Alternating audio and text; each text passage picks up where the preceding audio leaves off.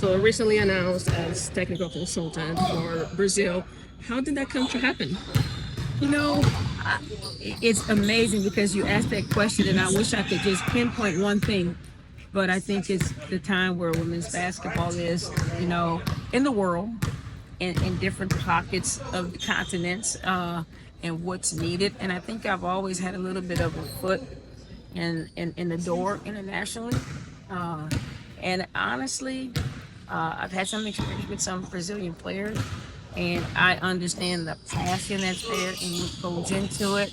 If you ask some of my people, they'll say it's because I'm married to a Brazilian lady. It had nothing to do with it, but it's kind of a cute story. But I think it's just being in the right place at the right time with the right amount of resume that seemed attractive to a country that's trying to get in this Olympic cycle and do whatever's necessary to be in LA for 28.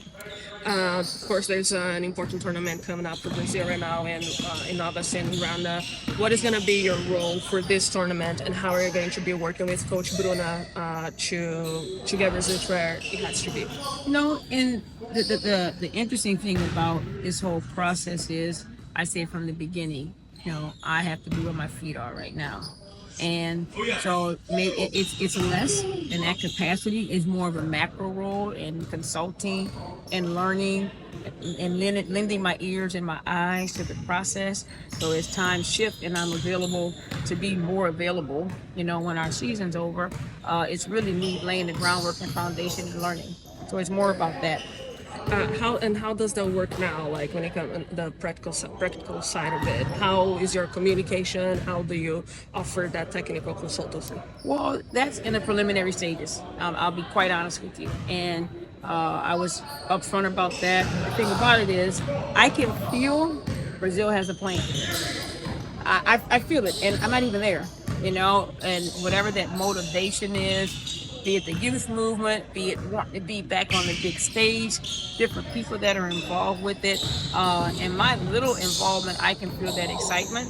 So, I trust they're going to get it done. And then when I'm available, they'll use some of my expertise to get us over the hump. And I have only two more questions. Sure. You are a point guard, and I feel that one thing that Brazil has struggled with the most is finding that PG. Someone who's going to drive the game. We've had a lot of success in centers. Erica, Camila, Damiris was able to be a stretch four. How do you see that experience as a point guard to help and scout for Brazil? And do you think there is a possibility of naturalizing a player in the future? I'll take the first part. Every coach, federation, has a problem at the point.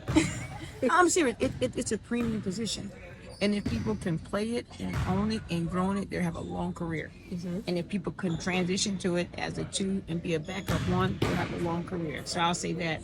I think what we've seen around the world is people naturalizing players.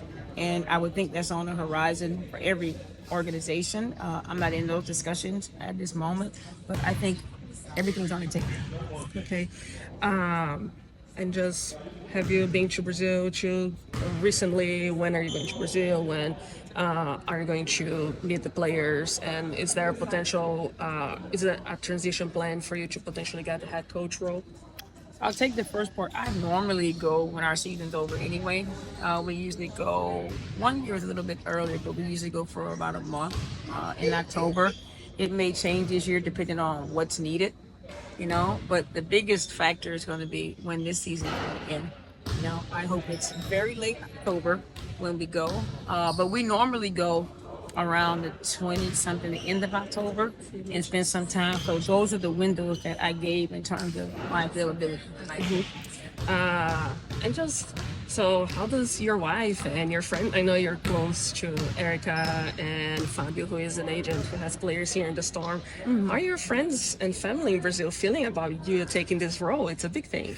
Listen, it was crazy because I'm like, I'm just consulting, but they were so excited, which when I took a step back, it made me feel really good, just the excitement there. And like you said, I've had some definitely good times in learning the basketball part through Erica, through Clarissa, because I coached them. also Erica Wheeler, who was there when I coached Breon January. She played, and so, but also then the family part of it is, I love the country, in terms of what it feels like, and so that's the extra layer for me that I never counted on, and I'm hoping my Portuguese will speed up a little bit more once I get there. What's your favorite word in Portuguese? Oh God, it might not be caraca. That's the good PG. That's the PG. That's why I already know. Caraca. That's it. That's it. All right. Thank you, Coach.